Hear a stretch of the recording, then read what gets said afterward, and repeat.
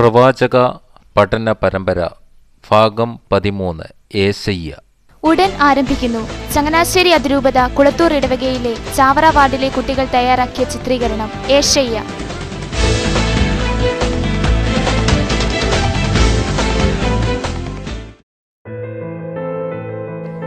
ഏശയ്യ യൂദാ രാജ്യത്തെ ആദ്യ പ്രവാചകൻ.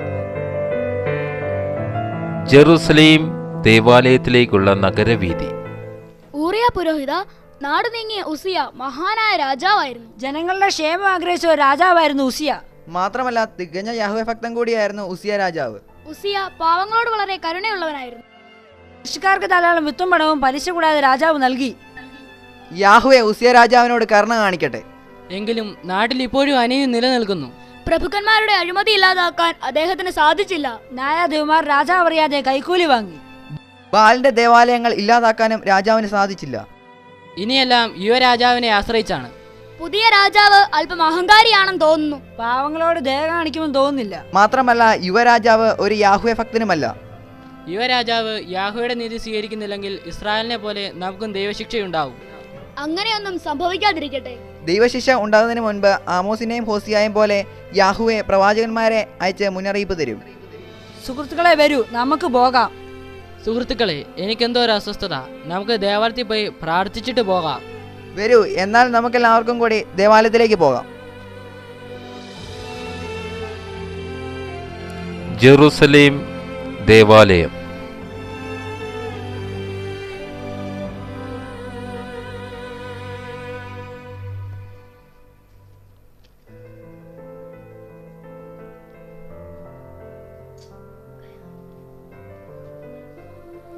പരിശുദ്ധൻ പരിശുദ്ധൻ പരിശുദ്ധൻ, സൈന്യങ്ങളുടെ കർത്താവായ യാഹ്വേ പരിശുദ്ധൻ പരിശുദ്ധൻ.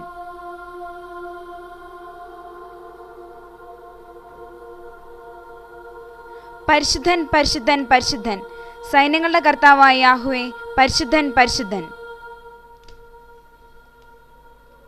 പരിശുദ്ധൻ പരിശുദ്ധൻ പരിശുദ്ധൻ, സൈന്യങ്ങളുടെ കർത്താവായ യാഹ്വേ പരിശുദ്ധൻ പരിശുദ്ധൻ. ഞാൻ എന്താണ് ഈ കാണുന്നത്? ഇത് യാഹോയുടെ സിംഹാസനമല്ലേ? ഞാൻ നശിച്ചു, പാപിയായ ഞാൻ നശിച്ചു. കർത്താവിനെ കണ്ട ഞാൻ ഇനി ജീവിച്ചിരിക്കുമോ? യാഹുവേ, യാഹുവേ. ഇതാ നിന്റെ അധരങ്ങളിൽ ഞാൻ സ്പർശിച്ചിരിക്കുന്നു. നിന്റെ മാലിന്യം നീക്കം ചെയ്യപ്പെട്ടിരിക്കുന്നു. നിന്റെ പാപങ്ങൾ ക്ഷമിക്കപ്പെട്ടിരിക്കുന്നു.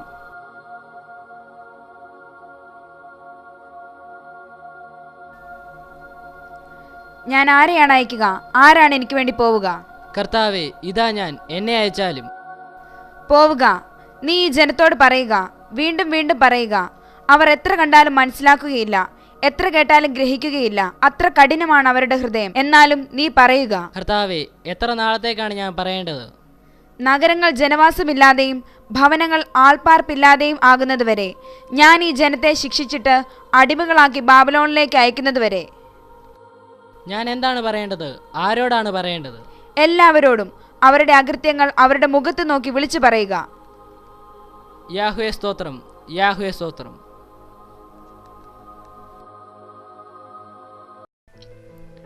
ജെറുസലേം ദേവാലയത്തിന്റെ പൂമുഖം.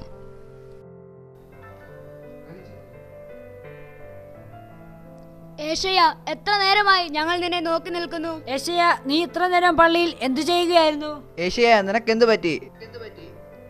കർത്താവായ യാഹോവ അരുളി ചെയ്യുന്നു, ഇസ്രായേൽ ഭവനം പോലെ യൂദാ ഭവനം വിജനമാകും, ജെറുസലേം നശിക്കും. നിനക്കെന്തു പറ്റി? നീ ആകെ മാറിയിരിക്കുന്നു. ഏശയ്യക്ക് ഏതോ ദൈവിക ദർശനം ഉണ്ടായതുപോലെ തോന്നുന്നു. കർത്താവ് അരുളി ചെയ്യുന്നു, യൂദ അധരം കൊണ്ട് മാത്രമാണ് എന്നെ സേവിക്കുന്നത്. അവരുടെ ഹൃദയം തിന്മകൾ കൊണ്ട് നിറഞ്ഞിരിക്കുന്നു. ഏശയ്യ ഒരു പ്രവാചകനെ പോലെ സംസാരിക്കുന്നു. ഊറിയ പുരോഹിത യേശയ്യ പ്രവാചകനായി. യൂദ പ്രഭുക്കന്മാർ മർദ്ദനം അവസാനിപ്പിക്കണം. ദരിദ്രർക്ക് നീതി ലഭിക്കണം. കർത്താവ് യൂദയെ ശിക്ഷിക്കാൻ പോകുന്നു. ഏശയ്യ പ്രവാചകനെ പോലെ സംസാരിക്കുന്നു.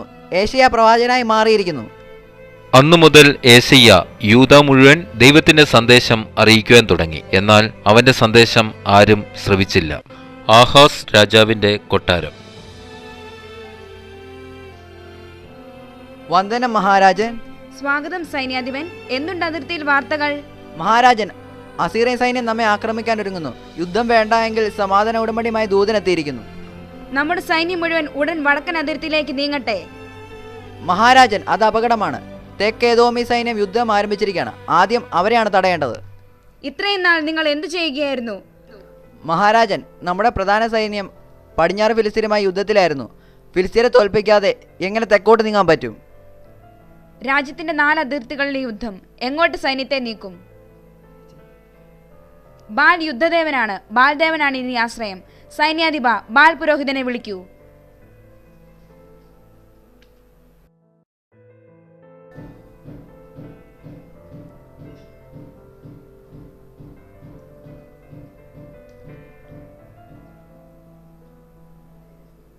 വന്ദനം മഹാരാജൻ.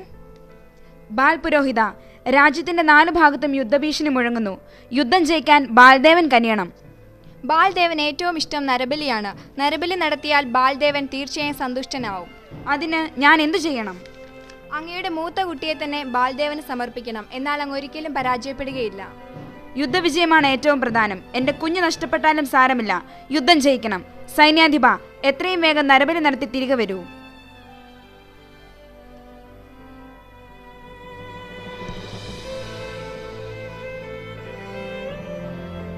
ബാൽദേവ, സംപ്രീതനാകണം. എന്റെ കുഞ്ഞിനെ സ്വീകരിക്കണം. എനിക്ക് യുദ്ധവിജയം നൽകണം. എന്നെ കൊല്ലല്ലേ, എന്നെ കൊല്ലല്ലേ, വിടൂ, എന്നെ കൊല്ലരുത്, എന്നെ കൊല്ലല്ലേ. ബാൽദേവ, സംപ്രീതനായിരിക്കുക. ഈ നരബലി അങ്ങ് സ്വീകരിച്ചാലും ബാൽദേവൻ തന്നെ ജയിക്കട്ടെ. ബാൽദേവൻ തന്നെ ജയിക്കട്ടെ. എന്നെ കൊല്ലരുത്.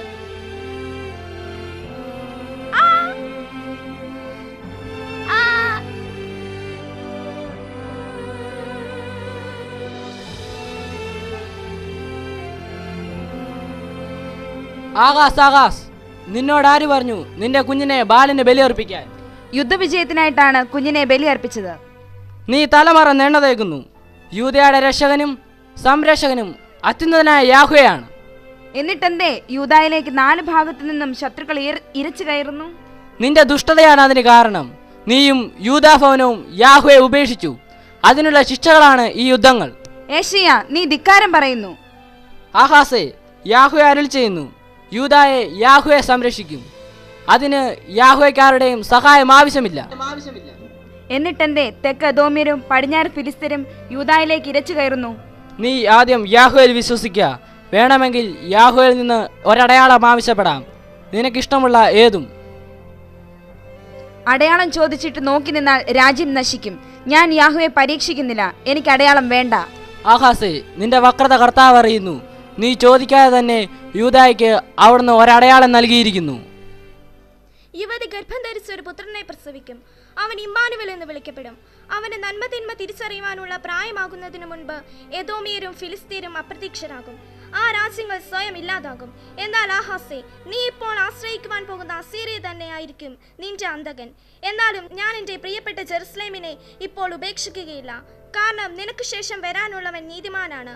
അവൻ എൻ്റെ നീതി രാജ്യത്തിൽ നടപ്പിലാക്കും.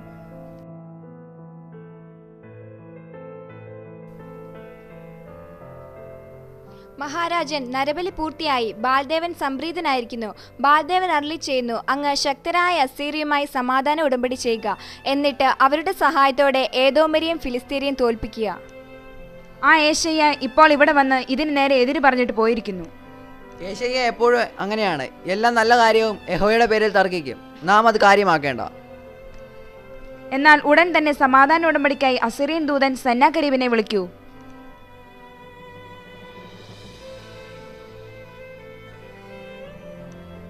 മഹാരാജൻ, ഇത് അസീറിയൻ രാജാവിന്റെ ദൂതൻ സെന്നാകരീബ്. യൂദ സമാധാനം ആഗ്രഹിക്കുന്നു. സമാധാന ഉടമ്പടിക്കുള്ള നിർദ്ദേശങ്ങൾ എന്തെല്ലാമാണ്?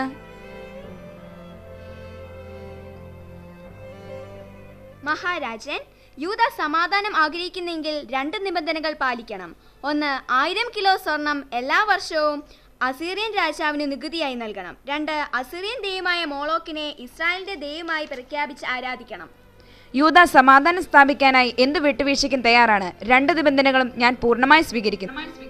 നിബന്ധനകൾ ഏതെങ്കിലും പാലിക്കാതെ വന്നാൽ അപ്പോൾ യുദ്ധം വീണ്ടും ഉണ്ടാകും. അസീറിയ എദോമ്യരുമായുള്ള യുദ്ധത്തിൽ ഇപ്പോൾ ഞങ്ങളെ സഹായിക്കണം. അക്കാര്യങ്ങൾ മഹാരാജാവുമായി ചർച്ച ചെയ്യുക. ഞാൻ പോകുന്നു. ഏശയ്യായുടെ പ്രവചനങ്ങൾ അതേപടി പൂർത്തിയാക്കപ്പെട്ടു. അസീറിയ സഹായത്തിന് എത്തുന്നതിന് മുമ്പ് തന്നെ ഏദോമ്യരും ഫിലിസ്ത്യരും യൂദായുമായുള്ള യുദ്ധത്തിൽ നിന്നും പിൻവാങ്ങി. എന്നാൽ അസീറിയ ആവശ്യപ്പെട്ടതനുസരിച്ചുള്ള നികുതി എല്ലാ വർഷവും കൊടുക്കുവാൻ ആഹാസിന് സാധിച്ചില്ല. നികുതി ലഭിക്കാത്തതിൽ കുപിതനായി അസീറിയൻ രാജാവ് വീണ്ടും യുദ്ധത്തിനെത്തി. യുദ്ധമധ്യത്തിൽ ആഹാസ് വധിക്കപ്പെട്ടു. എന്നാൽ യൂദാ രാജ്യം യുദ്ധത്തിൽ പൂർണ്ണമായും പരാജയപ്പെട്ടില്ല. ആഹാസിന്റെ പുത്രൻ ഹെസക്കിയ പുതിയ രാജാവായി സ്ഥാനമേറ്റു. യെശയ്യ പ്രവചിച്ചിരുന്നതുപോലെ തന്നെ ഹെസക്കിയ പിതാവായ ആഹാസിൽ നിന്നും തികച്ചും വ്യത്യസ്തനായ ഒരു വ്യക്തിയായിരുന്നു. യാഹ്വേയിൽ വിശ്വസിച്ച് യാഹ്വേയുടെ ഇഷ്ടം അനുസരിച്ച് മാത്രം ജീവിക്കുവാൻ ആഗ്രഹിച്ച ആളായിരുന്നു ഹെസക്കിയ. ഹെസക്കിയ മഹാരാജാവിൻ്റെ ഭരണം യൂദയായിൽ ആരംഭിച്ചു.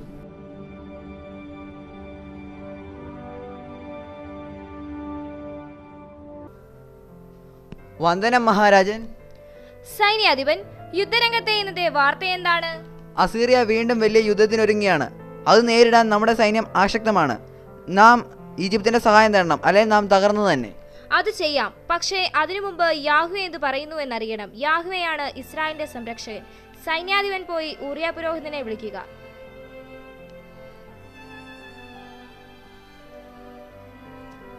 ശരി പ്രഭു.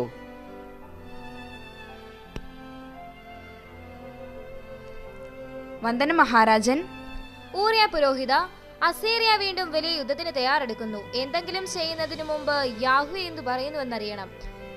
മഹാരാജൻ, അങ്ങ് യാഹ്വയുടെ ഹിതം അറിയാൻ ആഗ്രഹിക്കുന്നുവെങ്കിൽ ഏശയ്യ പ്രവാചകനെ വിളിപ്പിക്കണം.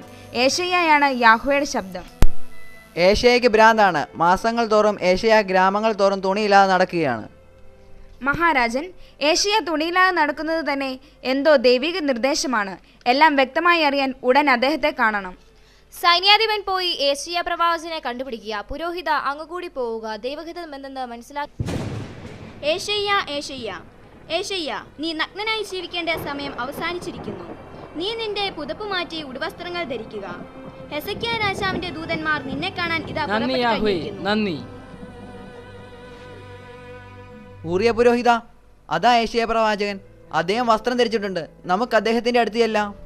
എന്താ, ഞാൻ വീണ്ടും വസ്ത്രം ധരിച്ചതിൽ നിങ്ങൾ അത്ഭുതപ്പെടുന്നുവോ? വേണ്ട, അതിൻ്റെ കാലം കഴിഞ്ഞു. ഏശയ്യ, ഞങ്ങൾ അങ്ങേ തേടി വന്നതാണ്. ഹെസക്കിയ രാജാവിന്റെ നിർദ്ദേശപ്രകാരമല്ലേ? അതെ. അസീറിയ വീണ്ടും യുദ്ധത്തിന് തയ്യാറെടുക്കുന്നു. യാഹ്വയുടെ ഹിതം എന്തെന്ന് അറിയാൻ ഹെസക്കിയ രാജാവ് ആഗ്രഹിക്കുന്നു. ഞാൻ നഗ്നനായിരുന്നതുപോലെ ഈജിപ്തും എത്യോപ്യയും നഗ്നരാക്കപ്പെടും. നിങ്ങൾ ആശ്രയിക്കാൻ പോകുന്ന ഈജിപ്തും എത്യോപ്യയും ഉടൻ നശിക്കും. അപ്പോൾ യൂദയെ ഈ സമയത്ത് ഈജിപ്തിനെ സഹായത്തിന് വിളിക്കണ്ട എന്നാണോ അങ്ങ് പറയുന്നത്? അതെ, യൂദ ആരെയും സഹായത്തിന് വിളിക്കണ്ട. കർത്താവായ യാഹ്വേ യൂദയെ സംരക്ഷിക്കും. സമാധാനമായി മടങ്ങിപ്പോവുക.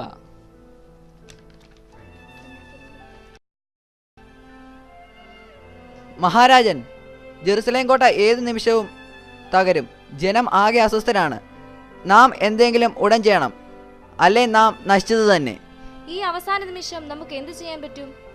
ഒരിക്കൽ കൂടി അസീറിയൻ ദൂതനെ സന്ധി സംഭാഷണത്തിന് വിളിക്കുക. അവർ പറയുന്നത് അനുസരിക്കുക. അങ്ങനെ നഗരത്തെ രക്ഷിക്കുക. എങ്കിൽ അങ്ങനെ തന്നെയാവട്ടെ. അസീറിയൻ ദൂതനെ വിളിക്കുക. മഹാരാജൻ, ഇത് അസീറിയന്റെ മഹാരാജാവിന്റെ ദൂതൻ സെന്നക്കരീബ്. യൂദ അസീറിയൻ രാജ്യവുമായി സമാധാനം ആഗ്രഹിക്കുന്നു. എന്താണ് അതിന്റെ നിബന്ധനകൾ? മഹാരാജൻ, യൂദ സമാധാനം ആഗ്രഹിക്കുന്നുവെങ്കിൽ 2 നിബന്ധനകൾ പാലിക്കണം. 1, എല്ലാ വർഷവും 1000 കിലോ സ്വർണം അസീറിയൻ രാജാവിന് നികുതി നൽകണം. 2, അസീറിയൻ ദൈവമായ മോളോക്കിനെ യൂദായുടെ ദൈവമായി അംഗീകരിക്കണം. 1000 കിലോ സ്വർണം തരാം, പക്ഷേ മോളോക്കിനെ ദൈവമായി സ്വീകരിക്കാൻ സാധ്യമല്ല. കാരണം യാഹ്വേയാണ് യൂദായുടെ ദൈവം. മോളോക്കിനെ ദൈവമായി സ്വീകരിക്കാൻ തയ്യാറല്ലെങ്കിൽ മരിക്കാൻ തയ്യാറായിക്കൊള്ളൂ. മഹാരാജൻ, അങ്ങ് എന്താണ് പറഞ്ഞത്? ഇല്ല, യാഹ്വേ ഉപേക്ഷിച്ചിട്ട് എനിക്ക് ഈ രാജ്യം വേണ്ട. നിങ്ങൾ പോയി രക്ഷപ്പെട്ടുകൊള്ളുക.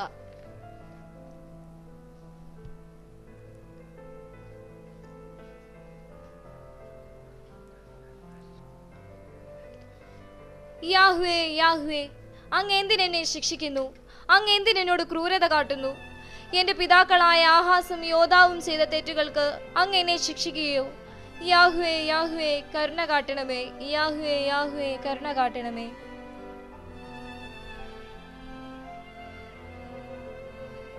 എസക്കേൽ മഹാരാജൻ എഴുന്നേൽക്കൂ. എസക്കേൽ മഹാരാജൻ, സമാധാനമായിരിക്കുക. കർത്താവായ യാഹ്വേ അങ്ങയുടെ പ്രാർത്ഥന സ്വീകരിച്ചിരിക്കുന്നു. മഹാരാജൻ, അസീറിയൻ സൈന്യം മതിൽ പൊടിച്ചു തുടങ്ങിയിരിക്കുന്നു. ഓടി രക്ഷപ്പെടുവിൻ. ഓടരുത്, സമാധാനമായിരിക്കുക. കർത്താവായ യാഹ്വേ എസക്കിയ മഹാരാജന്റെ പ്രാർത്ഥന സ്വീകരിച്ചിരിക്കുന്നു. ഏതു നിമിഷവും അസീറിയ ഇവിടുന്ന് പിൻവാങ്ങും. എനിക്ക് എൻ്റെ ജീവനാണ് വലുത്. മഹാരാജൻ, നമുക്ക് യാഹ്വേയിൽ ശരണപ്പെടാം.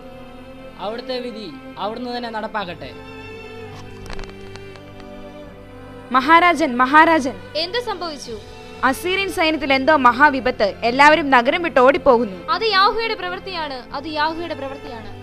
വരൂ, നമുക്ക് യാഹ്വയെ വാഴ്ത്താം. യാഹ്വേ സ്തുതി, യാഹ്വേ സ്തുതി.